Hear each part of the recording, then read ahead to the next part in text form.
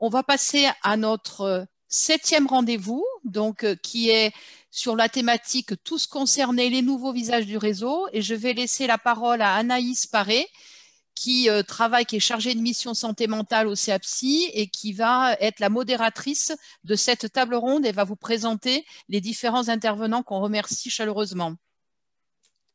À toi, Anaïs. Merci beaucoup. Du coup, juste un petit mot d'introduction pour cette table ronde. Cette journée, par la pluralité de ses intervenants, de vous, participants, nous prouve du coup la nécessité qu'un large champ d'acteurs pouvant agir pour les personnes en souffrance psychique est nécessaire. Faire réseau, Carmen l'a dit, l'a redit, pour nous, c'est permettre un parcours d'accompagnement mieux coordonné, plus individualisé et surtout mieux approprié pour les personnes elles-mêmes. Et on peut se rappeler de l'intervention du docteur Chatiel de ce matin et que vous pourrez revoir en replay. Mais ne l'oublions pas, la santé mentale nous concerne tous, et ce encore plus dans cette période de crise sanitaire, cette crise qui fait appel à des fonctions d'adaptation, voire même de résilience, comme Serge Volkovitch le citait ce matin, devant lesquels nous sommes tous inégaux car ils dépendent de multiples facteurs, dont les facteurs environnementaux. Ces facteurs peuvent être la société dans laquelle on vit, ça peut être aussi le regard que cette dernière porte sur la maladie psychique et sur ceux qui en souffrent. Il y a eu un message tout à l'heure sur le chat concernant cette approche-là. Aujourd'hui, on vous propose d'entamer ensemble un virage vers ce changement de regard. Jean-Victor Blanc a pu poser les premiers jalons de cette approche plus globale en s'aidant de la pop culture. Et à partir de maintenant, nous entamons notre dernière table ronde qui va être un peu dans cette continuité. L'idée, c'est d'aller découvrir les nouveaux visages du réseau en santé mentale. Ces nouveaux visages ne sont pas opposés, mais bien en complémentarité avec les visages de l'accompagnement social, sanitaire et médico-social qui ont pu être illustrés ce matin. Ils sont donc un avant et un après pour informer, pour former le grand public. Donc, qu'est-ce qu'on entend par grand public? Les enfants, les étudiants, les professionnels, les élus, en soi, tous citoyens que nous sommes. Grâce à eux, la santé mentale peut gagner en visibilité et être mieux reconnue de nous tous. Pour ce faire, je vais laisser la parole aux représentants et représentantes de ces nouveaux réseaux et je les remercie chaleureusement pour leur participation. Donc, dans un premier temps, je m'entretiendrai avec Monsieur Meyran, qui est journaliste, producteur et fondateur du Psychodon. Ensuite, Bonjour. Bonjour Monsieur Meyran. Bonjour à tous. Ensuite, je demanderai à Madame Deza Ngengbok pour EH Lab de participer. Bonjour Deza. Et ensuite, je demanderai à Monsieur Jacques Maresco, qui est président de PSSM France, d'intervenir, et Nicolas Sausson, que vous avez pu entendre tout au long de ce séminaire, nous fera une petite conclusion avec une focale sur le CAPSI. Du coup, pour commencer, Monsieur Meyran, est-ce que vous pouvez, en quelques mots, pitcher le Psychodon aux participants qui sont devant nous aujourd'hui, s'il vous plaît? Bonjour à tous. Je crois que bon nombre d'entre vous connaissent déjà le psychodon, en tout cas Jacques, Betza, par exemple. L'idée du psychodon, c'est d'arriver à terme à avoir un téléthon de la santé mentale et de déstigmatiser la maladie psychique, les maladies psychiques, comme le font d'autres causes. Et pour être très précis, vous avez sur TF1 Les Enfoirés pour les Restos du Cœur. Vous avez sur France 2 le Téléthon pour la myopathie. Et vous avez sur France 3 le SIDAction pour le sida. Et vous avez maintenant, et nous en sommes très heureux, le Psychodon sur C8 pour la maladie psychique. Et c'est donc la quatrième et nouvelle cause portée à la télévision. Et il en est grand besoin puisque la maladie psychique, les maladies psychiques, les problématiques de santé mentale souffrent de déni, de tabou. Et il faut absolument déstigmatiser par des moyens grand public. La télévision en est un, les réseaux sociaux également. Et nous le faisons avec des moyens qui ont fait leur preuve, comme le site Action et Téléthon, c'est-à-dire avec des stars ne sont pas les stars comme Thomas Dutronc, Yannick Noah, Dadju ou Patrick Bruel qui nous intéressent en tant que tels, bien que ce soient des artistes très talentueux, ce sont leurs communautés qui nous intéressent.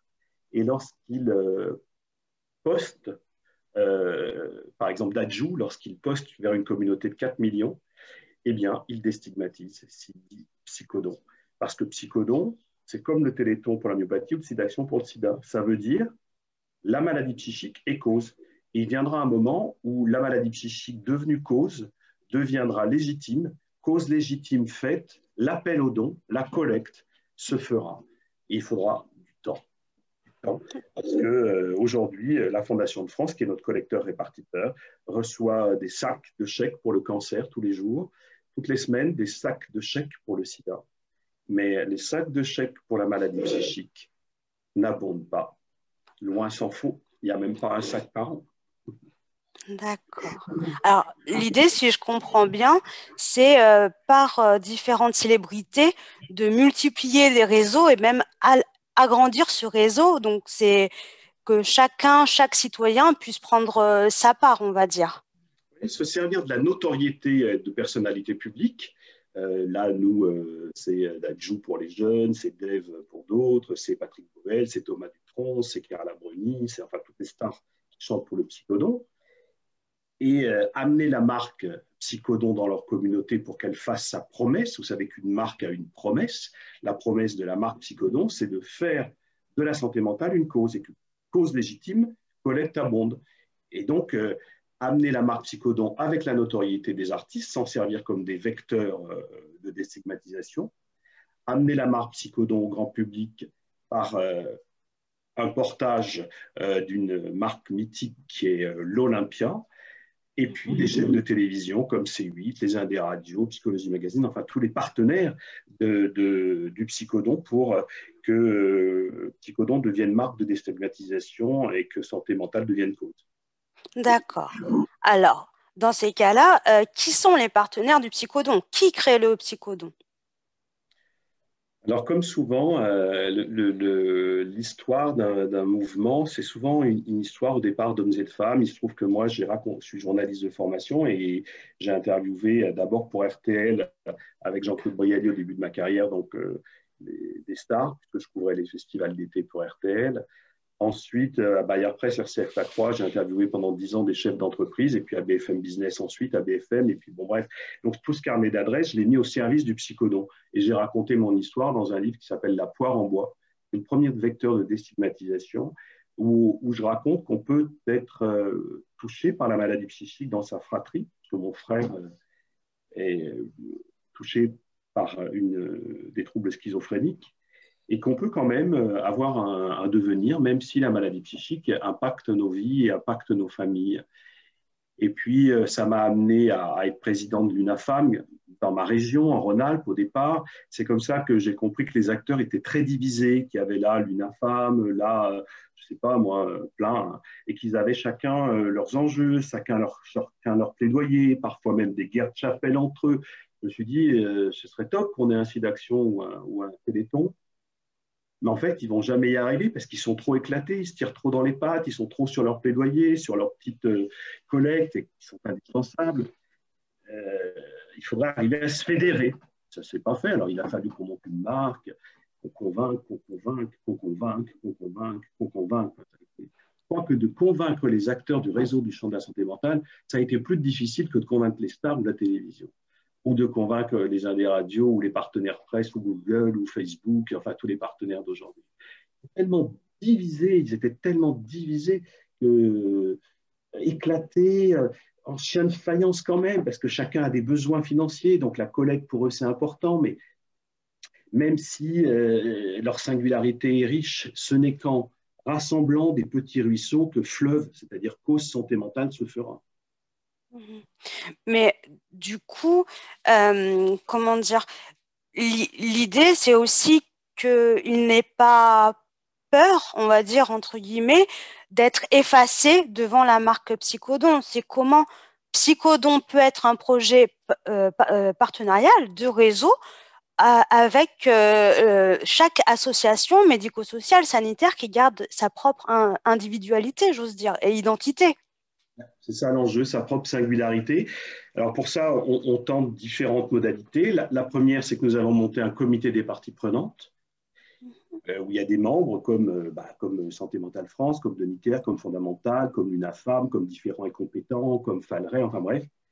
Et puis on tente de travailler, de les faire travailler ensemble en réseau. C'est très difficile, très difficile. On a pourtant constitué des groupes de travail qui ont du mal à travailler ensemble. L'autre point, c'est qu'il faut que chacun comprenne que c'est en travaillant tous, pour tous et avec tous que la santé mentale émergera comme une cause. Sinon, ça fait longtemps que ce serait fait. On a tout essayé, y compris des sismes qui ne fonctionnent pas, parce que c'est de l'entre-soi. Donc, c'est en travaillant ensemble, tous avec tous, qu'on peut peut-être avoir une chance de s'en sortir et en restant fort de ses singularités, de son plaidoyer, mais encore plus fort, fédéré dans un psychodon tel un téléthon de la santé mentale à la télévision et avec des actions déployées toute l'année.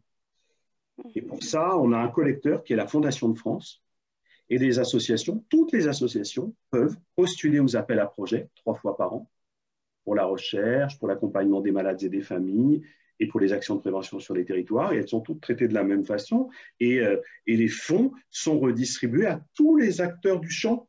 Cette année, la Fondation de France a redistribué 3 millions d'euros aux acteurs du champ de la santé mentale, grâce à ces 3 appels à projets. Donc, tous les acteurs du champ, toutes les associations, les fondations bénéficieront ou bénéficient.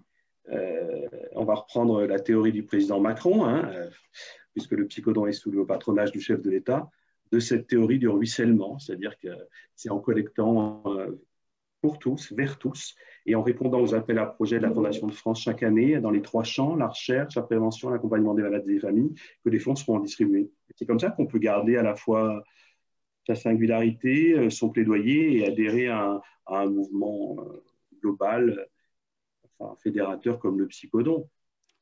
Après, je dirais aussi avec humilité, voilà, tout est perfectible, on tente d'évoluer, nous sommes à l'écoute sans cesse et sans arrêt de ce qui est possible, de ce qui est réaliste aussi.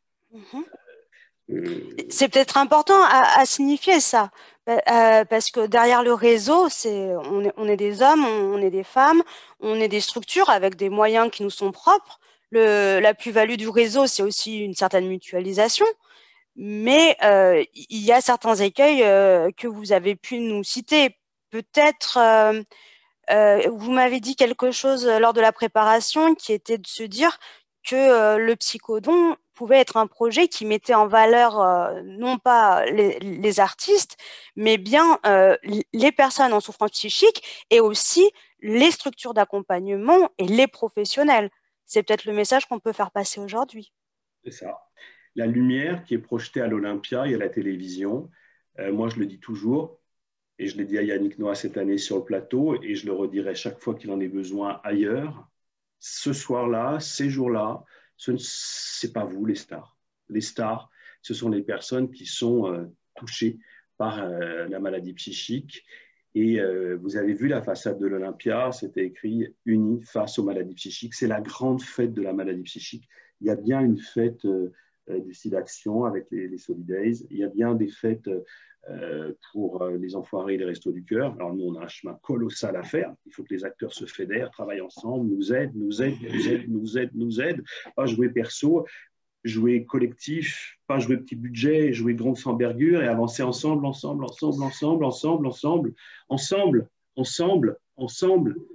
C'est difficile de sortir des plaidoyers et des singularités. Nous, on peut offrir l'Olympia, des stars, la télévision, les uns des radios. On peut offrir ce qu'on a, mais en même temps, une mariée, elle ne peut pas offrir ce qu'elle n'a pas.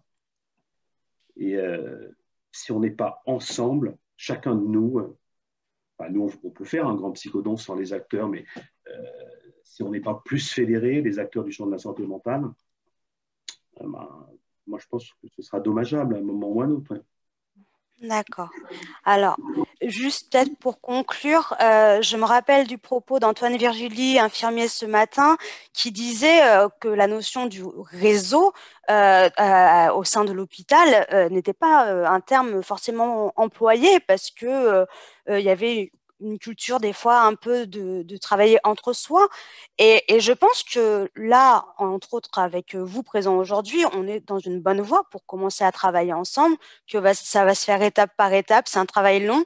Et comme vous l'avez répété, c'est aussi beaucoup un travail de répétition et ça se fait pas en un jour. Et c'est un réseau, il faut le nourrir et l'entretenir surtout. Et je voulais vraiment vous remercier pour votre intervention. Et, euh, et puis, on reviendra parce que je pense qu'il y aura des questions ultérieurement dans le cadre du chat. Madame Engenbock, oui? Bonjour. Bonjour. Merci de votre présence. Alors, est-ce que vous pouvez nous expliquer un petit peu qu'est-ce que HLab et qu'est-ce que EHLab, comment EHLab est né? D'où c'est parti cette idée? Merci de me donner la parole au cours de ce colloque pour réfléchir avec vous et montrer ce qu'on fait par ailleurs sur des sujets d'inclusion. EHLab, c'est une agence de conseil en communication qui est au service d'une cause, l'inclusion.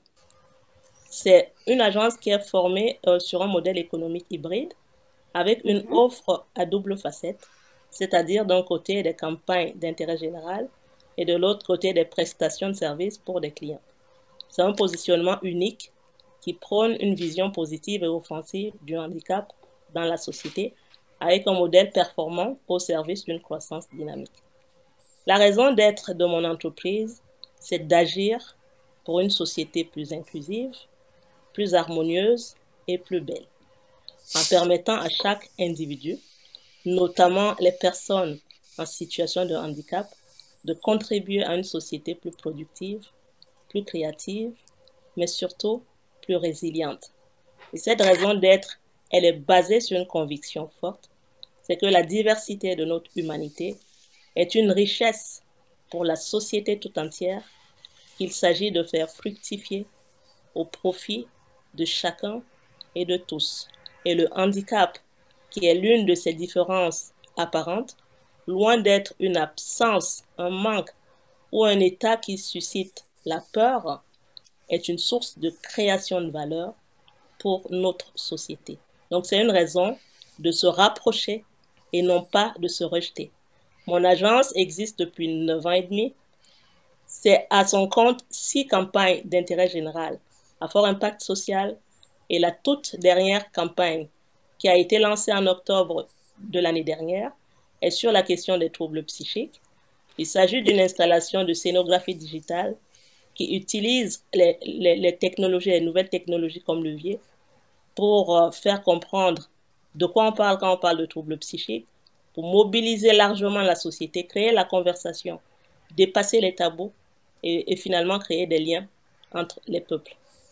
Voilà. Merci. Excusez-moi de vous interrompre. Juste pour resituer le propos, autant avec le psychodon, Monsieur Méran, on était vraiment sur la notion de troubles psychiques. Il est vrai que vous, avec EHLab, vous êtes sur une notion handicap au sens large, donc qui peut être handicap sensoriel ou autre, on est d'accord, et dont les troubles psychiques. Pour répondre à la question d'Anaïs, je suis moi-même concernée par le handicap. J'ai un handicap moteur, je suis tombée malade à 4 ans et petit à petit dans l'adolescence, j'ai développé ce handicap. Donc, en décidant de créer l'agence de communication EHLab, j'ai surtout voulu attaquer la question du handicap au sens large, en embrassant chacune des thématiques. Ça peut être des handicaps visibles, des handicaps non visibles et même des maladies invalidantes. D'accord. Alors, du coup, de ce fait, sur les troubles psychiques et les projets que vous avez pu conduire dans ce domaine-là, avec qui avez-vous travaillé? Avec qui vous avez pu vous unir? Alors, ma société a d'abord des salariés qui ont des compétences diverses. Et au-delà de ça, il s'agit de fédérer un ensemble d'acteurs pour élargir les compétences et créer des campagnes d'envergure. Donc, les partenaires, ils sont divers. Ça peut être d'autres entreprises qui ont d'autres compétences complémentaires aux nôtres. Ça peut être des partenaires financiers, ça peut être des partenaires associatifs qui sont concernés directement par les problématiques qu'on développe. notamment sur la question du trouble psychique. C'était une question qui m'était étrangère. Donc, pour arriver à faire une campagne de l'envergure de Chaos, il a fallu se documenter, il a fallu travailler main dans la main avec des personnes qui sont concernées par cette problématique. Donc, c'est d'abord des experts usagers et ensuite des associations qui nous ont nourris de leur vécu. D'accord. Alors, vous avez dit quelque chose aussi d'intéressant. Il est vrai que depuis ce matin, on parle de faire le réseau, mais aussi peut-être la base, il me semble, c'est de connaître avec qui on peut faire réseau, se renseigner sur les dispositifs qui existent autour de chez nous, sur ce qu'ils font, ce qu'ils ne font pas, comment on peut s'allier et aussi s'outiller parce que le réseau, c'est une partie effectivement d'un certain savoir-être, mais il y a aussi des outils de conduite de projet pour travailler ensemble parce que comme nous l'avons vu et nous continuerons à le voir, il y a des choses qui sont difficiles à éviter et il y a des choses qui peuvent faciliter à faire réseau. Peut-être justement, je voulais vous poser deux autres questions qui étaient quelles ont été les plus-values de vous associer avec ces partenaires et de faire un projet d'une grande envergure pour vous? Avant de répondre à cette question, je rappelle d'abord, pour Oui, moi, ce qui constitue un réseau, je parlerai de communauté d'acteurs sur un territoire ou un secteur donné. d'accord. Je parlerai de communication, je parlerai de liens, de liaison, d'organisation, je parlerai d'entraide et d'intérêt commun. Donc, pour moi, la raison d'être d'un réseau efficace, c'est de travailler en synergie, dans une dynamique d'entraide, en toute transparence, pour avoir un résultat à la hauteur du besoin qui a été identifié. Donc, pour chacun des membres, ça ne peut être que du gagnant-gagnant. Donc, malheureusement, Didier l'a un peu introduit dans son propos, la nécessité du travail en réseau n'est malheureusement pas bien comprise et bien intégrée par un certain nombre d'institutions d'acteurs. Et ça c'est bien dommage car là où on pourrait être innovant, là où on pourrait apporter des réponses de manière globale, on est à la traîne et on reste à la traîne. Donc, en travaillant en réseau, on va élargir sa force de frappe, on va développer une réponse globale, on va être innovant, on va être efficace, on va être audacieux. Bref, on va être plus fort. Voilà. Parfait. Je pense que ce mot de la fin de audacieux va peut-être revenir à certains moments. Et effectivement, il en faut de l'audace pour monter des projets de telle envergure. Peut-être est-ce que vous auriez une recommandation à faire passer à nos participants qui voudraient montrer des projets ou qui voudraient se rapprocher de vous, vous tous ici présents, pour intégrer un réseau plus large? Alors, oui, je dirais d'abord pour monter des projets ambitieux, je pense qu'il est vraiment nécessaire d'aller voir ailleurs, d'aller voir ce qui se fait de ce qui se fait le mieux. Il faut surtout pas avoir peur, il faut pas essayer de confisquer certains projets sous aucun prétexte que ce soit, parce que c'est par l'expérimentation qu'on va arriver à trouver des réponses et des réponses impactantes pour amener les sujets plus loin. Donc moi, j'ai été voir ici en France, mais j'ai été aussi voir à l'étranger. J'ai été voir ce qui se fait de mieux dans différents secteurs qui ne sont même pas des secteurs du handicap pour voir toujours des réponses de manière transversale. Donc, il faut vraiment être curieux, il faut être ouvert, il faut être à l'écoute et il ne faut pas avoir peur. D'accord. Je vous remercie beaucoup pour votre intervention. Bonjour, Monsieur Maresco. Bonjour, Je vous remercie de votre présence aujourd'hui. je vous remercie de votre invitation. Et du coup, nous allons parler du PSSM France. Euh, je vais vous laisser la parole pour nous expliquer dans les grandes lignes d'où le projet est né, qui le porte. Et surtout, la question qui m'anime, c'est pourquoi être sur un public aussi large? Parce qu'on va voir que le PSSM, on dépasse le champ des professionnels. Largement. Alors, on peut peut-être passer tout de suite à la... Voilà, merci. Alors, les origines, d'abord, un constat, c'est que les troubles psychiques concernent, et le handicap psychique concerne beaucoup de monde. Rappel, l'OMS estime dans son plan santé mentale 2013-2020 qu'une personne sur 4 au cours de sa vie souffrira d'un épisode pathologique ou d'un trouble persistant. Donc, c'est très important. En ce qui concerne plus particulièrement les morts par suicide, par exemple, ça représente 3 fois le nombre de morts par les accidents de la route, etc. Bon, je n'insiste pas trop là-dessus parce que je pense que le public est tout de même, le public du webinaire est tout de même bien informé de ces choses-là, et donc on peut peut-être passer à la vidéo suivante, à la diapo suivante, pardon. Donc alors, l'origine de ça, ça n'est pas dans le diaporama, mais on le sait bien. Dans le public, en France comme dans beaucoup de pays, un des problèmes majeurs est que les personnes qui souffrent de troubles psychiques sont stigmatisées. La stigmatisation, l'application de stéréotypes tout à fait inadéquats aux personnes qui sont atteintes de troubles psychiques est liée à l'ignorance et donc à des préjugés. Et toutes les enquêtes qui ont été faites au niveau international, comme en France, par exemple par le CSCOMS ou par Viviane Coves il y a une douzaine d'années, 13 ans, les enquêtes grand public montrent qu'il y a des stéréotypes complètement, si je puis parler comme ça, à côté de la plaque, hein, sur les troubles psychiques. Le schizophrène, c'est quelqu'un de violent et d'inadapté. Le dépressif, c'est un paresseux, etc.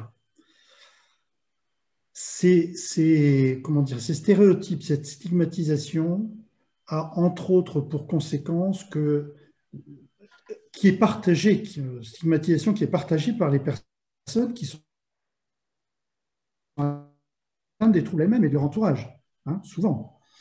Et donc, ça entraîne souvent un déni de la maladie, ça entraîne donc un retard de l'accès aux soins, ça entraîne une désinsertion, ça entraîne des difficultés pour suivre un cursus scolaire ou de formation normale, ça entraîne des difficultés d'inclusion dans le secteur professionnel, et ça rend, comme l'accès aux soins est tardif, ça rend le rétablissement beaucoup plus difficile et beaucoup plus précaire. Donc l'objectif de PSSM, c'est d'essayer de travailler pour faire en sorte que dans la population, on n'ait non plus ces idées complètement fausses, ces préjugés, mais qu'on distribue pour des gens qui ne sont pas des professionnels de santé un certain nombre d'informations pour leur permettre de repérer un certain nombre de signes qui peuvent laisser penser à une maladie, et d'autre part, pour leur permettre aussi de savoir comment approcher la personne pour ensuite l'aider à s'orienter vers le soin. Voilà, ça c'est l'objectif. On peut peut-être passer, d'ailleurs j'ai dû dépasser déjà pas mal la vidéo. Comme toutes les formations de secouristes, il y a un plan d'action. Le plan d'action, c'est aérer, donc c'est approcher la personne, évaluer sa situation. Le « et », c'est écouter sans jugement et activement. Le « r », c'est réconforter et informer. Le « e », c'est encourager à aller vers les professionnels. Et le dernier « r », c'est renseigner sur les autres ressources non professionnelles, style association d'usagers, association d'aidants, site internet, etc. Alors, on entre dans un réseau qui est un réseau international, parce que cette formation, elle a été conçue et initiée en Australie par une éducatrice qui avait souffert elle-même de troubles dépressifs graves et par un prof de médecine, donc l'association du professionnel et de l'usager.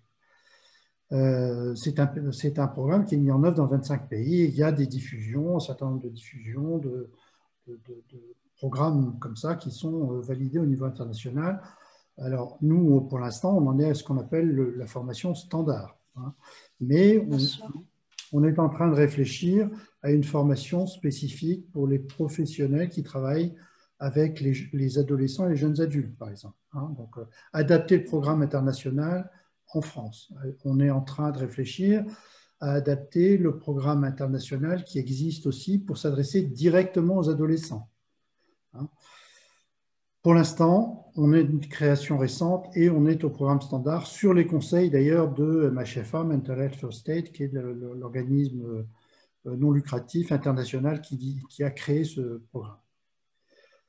Alors, c'est un programme qui est validé scientifiquement. Pourquoi? Parce que, d'une part, toutes les préconisations, toutes les descriptions qui sont faites des troubles reposent sur des études qui sont validées sur le plan scientifique.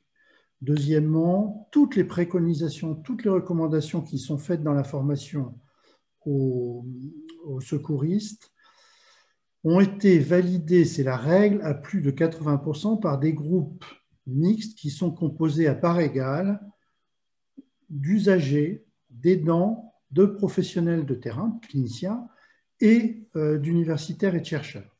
Et il faut qu'il y ait 80% de consensus, autrement dit, il n'y a pas deux groupes qui peuvent se mettre d'accord contre les deux autres, il y a forcément un consensus d'au moins 80% pour qu'une préconisation qui va se trouver dans le manuel et qui va être portée dans la formation puisse être intégrée au programme.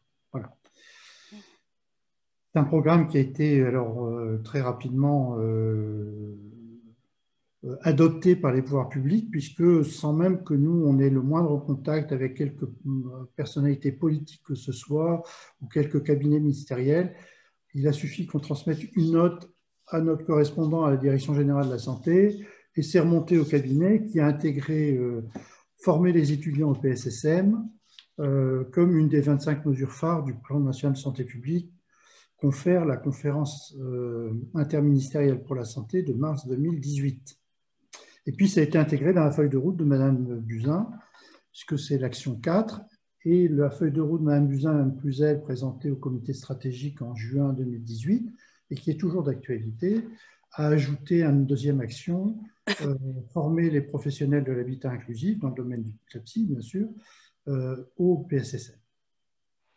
Alors, est-ce que je peux vous interrompre, si vous plaît, juste pour que ça soit clair pour tout le monde. Le projet, à l'initial, c'était porté par Mental Health First Aid, qui est australien.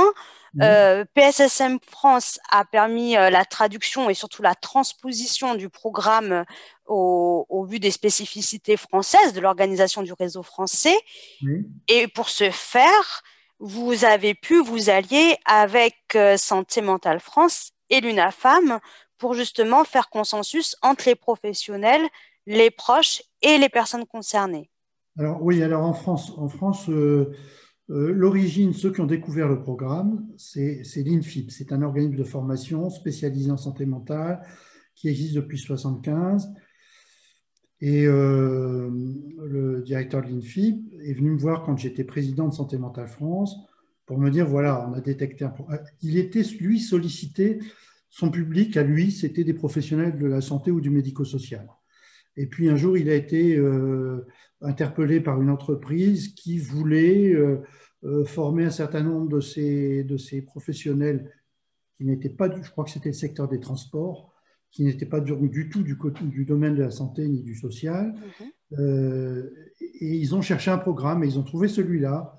Et puis ils se sont rendus compte qu'en fait, c'était un programme de masse, si je puis dire. L'objectif, c'était de former 500 000 personnes en 10 ans. Ce n'est pas, voilà, c'est pas un programme destiné à quelques personnes. Et donc, ils ont tout de suite dit, bah, nous, on est un organisme lyonnais, on fait des formations ailleurs, mais enfin, on n'a pas l'envergure nationale. Et donc, comme ils étaient adhérents depuis 75, depuis leur création en 1975, d'abord de la Fédération Croix-Marine, puis de Santé Mentale France qui a succédé à Croix-Marine, ben, ils sont venus me voir. Moi, je présidais à ce moment-là Santé Mentale France. Et j'ai bien vu que ça répondait vraiment à une préoccupation que moi j'avais quand j'étais professionnel dans le secteur de la psychiatrie pendant une trentaine d'années. C'est vraiment une évidence. Je n'ai pas compris pourquoi, j'en avais jamais entendu parler de ce programme australien. Et donc on a tout de suite, j'ai tout de suite dit à l'INFIP, il est important qu'on puisse s'allier avec l'UNAFAM, parce que dans la population de gens qui ne sont pas des professionnels de la santé ni du social, quels sont ceux qui comprennent le mieux l'intérêt pour des non-professionnels d'avoir des informations fiables, des aides sur les conduites à tenir, des aides sur les accompagnements que les familles. Alors, il y a les usagers eux-mêmes, mais le problème, c'est qu'en France, les associations d'usagers sont tout de même très divisées. Quelquefois, elles se bouffent le nez entre elles, malheureusement, et il n'y a pas d'organisation vraiment fédératrice qui soit très représentative, alors que l'UNAFAM est là, est nationale, très implantée dans tous les départements, etc. Bon. Et donc, on s'est allié, INFIP, UNAFAM et Santé Mentale France. Donc, dès le départ. Donc peut-être pour rebondir sur les propos de M. Meyrand tout à l'heure, c'est aussi le fait de vos connaissances antérieures qui a pu aussi faciliter l'émergence d'un certain travail en commun. Alors, oui, bien sûr. Bon, l'INFIP connaissait Santé Mentale France, par exemple. Ils étaient déjà dans le domaine de la formation, c'est des professionnels. Bon, ils sont implantés à Villeurbanne. Moi, je suis lyonnais depuis 15 ans, donc puis dans la psy en Rhône-Alpes depuis longtemps. Donc, je les connaissais, bien sûr.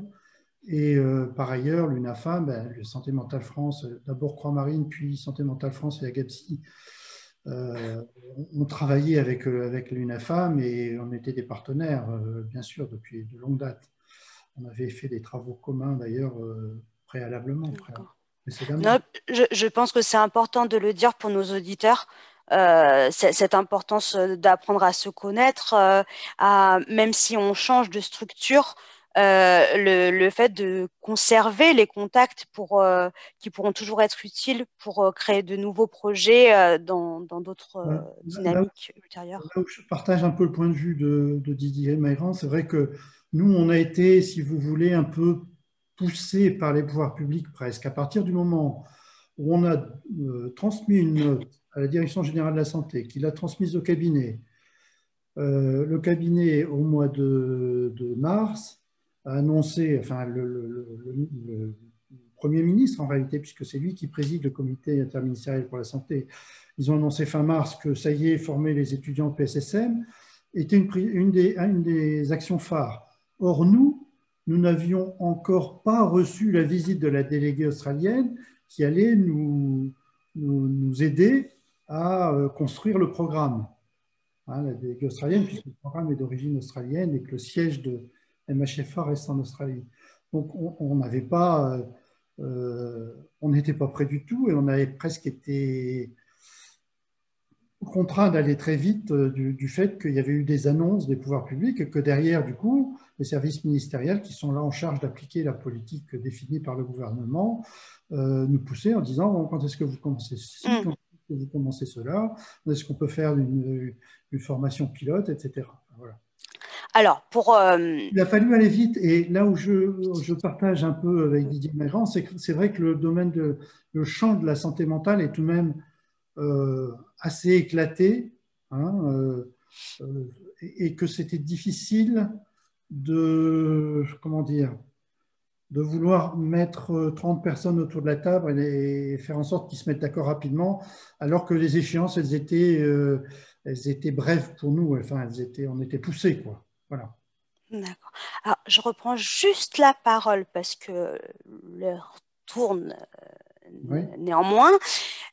Juste pour préciser aux participants, là, vous avez un slide qui vous résume comment devenir secouriste, parce que PSSM, c'est 2 axes de formation. Il y a la formation de secouriste et la formation de formateur.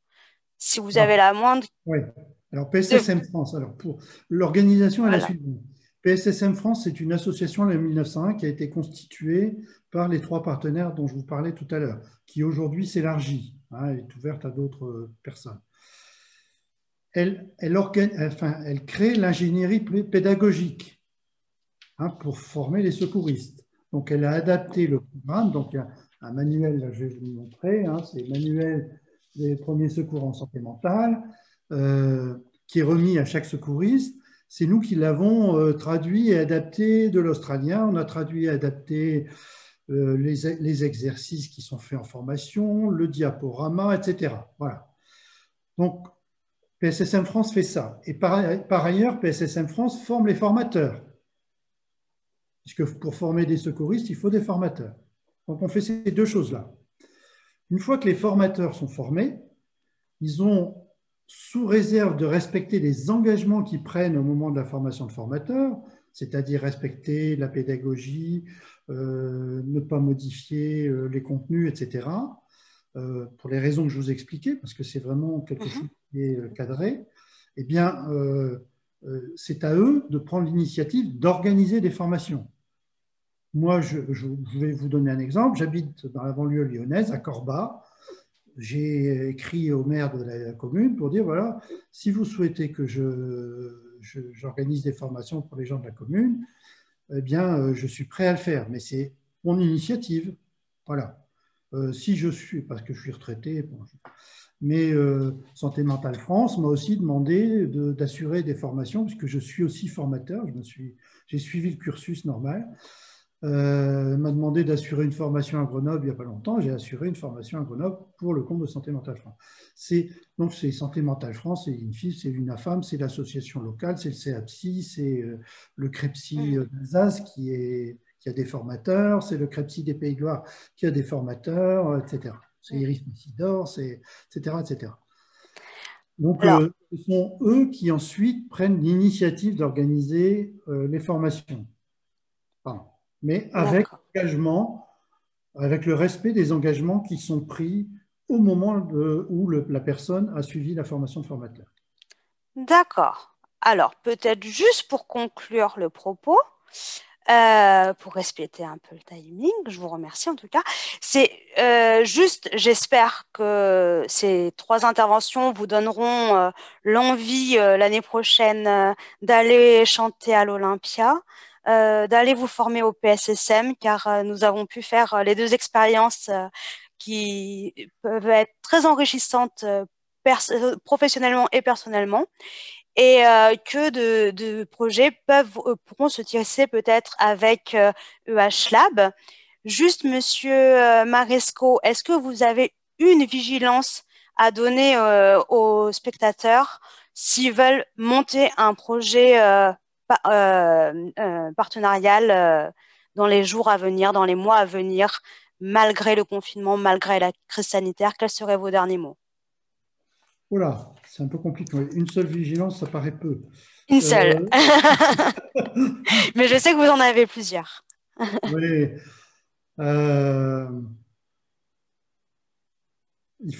La première chose, c'est qu'il faut être convaincu voilà, il faut être convaincu, mais pas chercher forcément à vouloir convaincre absolument tout le monde tout de suite, parce que le secteur dans lequel nous travaillons est un secteur complexe, tout de même un peu fracturé, enfin et c'est compliqué de vouloir réunir tout le monde en un temps rapide. Par contre, il faut tout de même s'allier et toujours penser aujourd'hui que quand on développe des actions, il faut faire intervenir des personnes concernées et des aidants. On ne peut pas, les professionnels, moi j'ai été professionnel pendant une trentaine d'années, les professionnels ne peuvent plus travailler comme on travaillait en 1960, comme des sachants qui vont apporter la bonne parole aux autres. Il y a un savoir expérientiel, il y a un savoir des aidants et il y a un savoir des professionnels. Et tous les 3 sont complémentaires. Donc, il faut être vigilant là-dessus. Eh ben, je vous remercie vraiment, et ça rejoint les propos d'Olivier et d'Elisabeth de la première table ronde de cet après-midi. Je vous remercie tous les 3. Je vais juste passer la parole à Nicolas qui nous parlera de la fonction communication du CEAPSI, et après nous aurons quelques questions qui sont arrivées dans le questions et réponses pour vous intervenants. Nicolas, c'est à toi. Oui, bonjour. Alors, je suis la voix qui s'est exprimée tout au long de cette journée, la voix off. Moi, je trouve ma place dans cette table ronde au milieu de personnes qui partagent les valeurs du CEAPSI. Alors, je vous remercie. Je vais essayer de faire court parce que je sais que on est au bout de notre journée. Ce que j'ai constaté en vous écoutant et puis lorsqu'on a préparé ce colloque, c'est que vous étiez tous animés par une volonté d'engagement forte et concrète. Vous êtes tous animés aussi par le fait de vouloir vous lier au grand public et d'aller élargir la base qui est déjà concernée par le message lié à la santé mentale. Et puis, ce que j'observe aussi, c'est que tous les trois, vous adoptez des codes de la société contemporaine pour faire entendre ce message. Hein, que ce soit à travers une émission de télévision, à travers une opération comme celle que vous avez montée l'an dernier, déjà sur la place de la gare Saint-Lazare, où vous avez accueilli le grand public pour faire vivre une expérience immersive à travers un projet qui s'appelle Chaos et qui était vraiment très, très remarquable. Et puis Jacques aussi, vous adoptez ces codes à travers ces formations que l'équipe du CAPSI a suivies d'ailleurs, vous essayez donc de promouvoir ce message au plus grand nombre. Alors moi, ce dont je peux témoigner au CAPSI, c'est qu'on est là pour ça. On est vraiment le centre ressources qui vise à accueillir les différents publics dont vous venez de parler, c'est-à-dire les personnes concernées, leurs proches, les professionnels et le grand public, pour les orienter et éclairer un certain nombre de questions auxquelles ils font face. Alors, en tant que communicant, je serais plus à l'aise si Ruben, qui m'entend, pouvait faire apparaître l'ensemble de l'équipe du CAPSI. Oui, alors ils sont, voilà, tout le monde est en train d'apparaître, donc je vais Voilà. demander, voilà, tout le monde est là. Voilà, moi je me sens plus à l'aise à parler avec l'équipe autour. Ma fonction au CAPSI, je l'envisage au travers de chacun de vous. Et je dois dire que peut-être que l'originalité de la communication du CAPSI, elle tient à mon recrutement lorsque Carmen a choisi de me faire intervenir comme chargé de communication au CAPSI. Elle a misé sur le profil de quelqu'un qui était un communicant venant du monde industriel finalement, avec des codes un peu de marketing. Vous le voyez par exemple, je l'assume, hein, vous voyez par exemple la petite affiche qui est en dessous avec colloque du CAPSI sur votre écran. Je pense que Carmen, en choisissant de me recruter, elle choisissait une personne qui était capable d'amener un certain nombre de codes de communication contemporains. Alors il se trouve que par ailleurs j'ai des activités, que je suis psychothérapeute et que ça permettait de faire le liant entre ce monde de la santé mentale et le monde extérieur.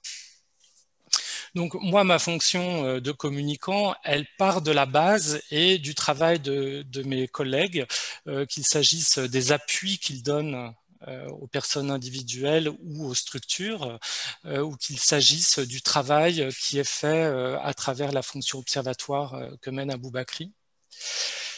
Et donc, ça a donné lieu à la mise en place. Au revoir Didier, vous nous quittez, c'est ça? Alors attendez, je vais vous remettre. Au revoir, merci beaucoup. Au revoir Didier. Salut Didier. On est un peu en retard. Au revoir Didier. Oui. Donc au CAPSI, ça m'a conduit à reprendre en main le site internet, à le déployer. Alors peut-être... voilà, a créé une newsletter qui s'appelle Les bons clics, ou bien une autre newsletter qui s'appelle Info Réseau.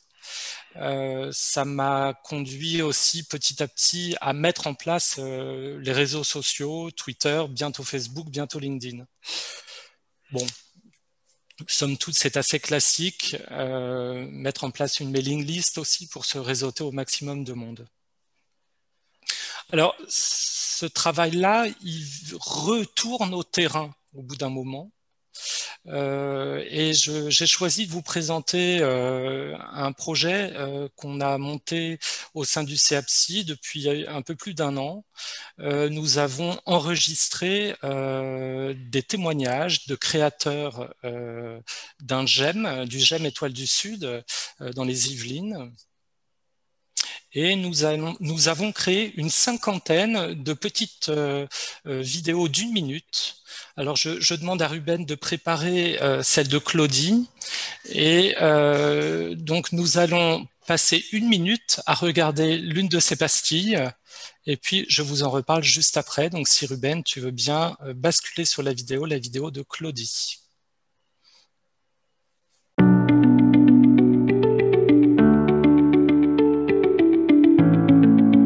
Le GEM, c'est important pour moi.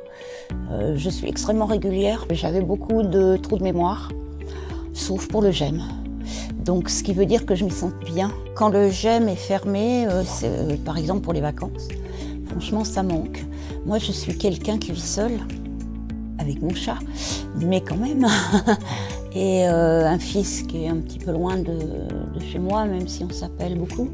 Et donc le GEM, pour moi, c'est l'amitié, c'est rompre l'isolement, en fait, qu'on peut avoir, surtout quand on va pas bien. Et c'est vrai que les vacances, ça, c'est difficile, surtout quand on reste, pour des raisons simplement financières. Et du coup, oui, ça m'a vraiment manqué. Et quand il n'y en a pas, ouais, c'est difficile. Un peu moins maintenant, parce que je pense que je vais mieux. Mais au départ, oui, j'ai été très, comment dire, très accro au GEM.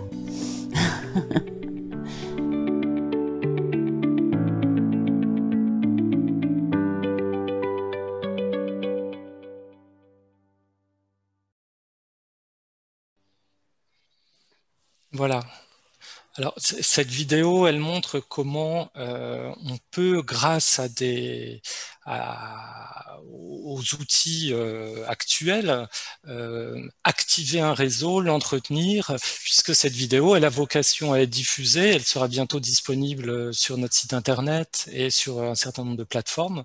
Elle était numérotée 14 et il y en a donc 49 autres qui seront disponibles et qui racontent petit à petit, mis bout à bout, comme un tableau impressionniste, l'histoire d'un GEM qui se construit avec le témoignage des gens eux-mêmes. Alors, Nicolas, si je peux me permettre, la prouesse que tu fais au quotidien, c'est quand même aussi de créer des outils de communication accessibles à la fois aux professionnels, aux personnes concernées et à leurs proches. Arriver à avoir un discours assez fluide et des supports assez attractifs pour les 3 cibles en même temps, qui est un peu un challenge au quotidien. Alors, je vais renvoyer à chacun merci Anaïs pour ces mots qui sont gentils et qui me touchent. Je vais renvoyer chacun à notre site internet et aux outils qu'on peut y trouver. Je dirais, pour répondre à la question que tu poses, qu'aujourd'hui, tout le monde, au sein de ce colloque, on a encore 122 personnes qui nous suivent là tout de suite. Aujourd'hui, tout le monde s'est efforcé de jouer ce jeu-là, c'est-à-dire de parler et d'être compréhensible par tous. C'est vrai que moi, quand je suis arrivé dans ce secteur du médico-social, j'ai été très surpris par les acronymes, notamment le vocabulaire, des choses comme ça, auxquelles on se familiarise petit à petit. Aujourd'hui, on a été vraiment très direct dans notre façon de parler. Je pense que c'est parce que chacun a parlé de son expérience propre d'ailleurs. Hein, voilà. Alors, je ne vais pas en dire beaucoup plus sur la communication du CEAPSI. Je vous invite à vous connecter aux réseaux sociaux à travers notre site internet. Petit à petit, vous allez voir notre communication se déployer sur les réseaux sociaux. Je profite de ce moment pour remercier tous ceux qui sont intervenus aujourd'hui et l'agence La Caméra Verte qui nous a beaucoup aidé pour monter ce colloque et pour citer aussi Sparkling Room. Et j'invite, si parmi nos spectateurs certains sont amenés à faire des colloques, je les invite à prendre contact avec le CEAPSI. On n'hésitera pas à donner les coordonnées de La Caméra Verte. Voilà. Je vais faire un petit mot avant de passer le micro à Carmen. Nicolas, merci à toi, bien évidemment. Merci des ANDNBOC pour votre intervention. Monsieur Jacques Maresco, merci Monsieur Meyran qui a dû s'absenter. Juste pour vous dire, que j'étais heureuse de travailler avec vous pour l'amont de ce colloque et aujourd'hui. Ne l'oublions pas, le travail en réseau permet de voir naître des projets de plus ou moins grande envergure, d'élargir le public cible, et ce pour un but commun, comme l'a dit M. Méran tout à l'heure, l'amélioration des parcours des personnes concernées. Pour conclure, une belle métaphore plus manuelle, je dirais qu'il s'agit d'un travail en dentelle, le travail en réseau qui implique de nombreuses petites mains, le but étant d'éviter quelques accros afin que personne ne passe au travers de certaines mailles. Et je passe le micro à Carmen pour la conclusion finale.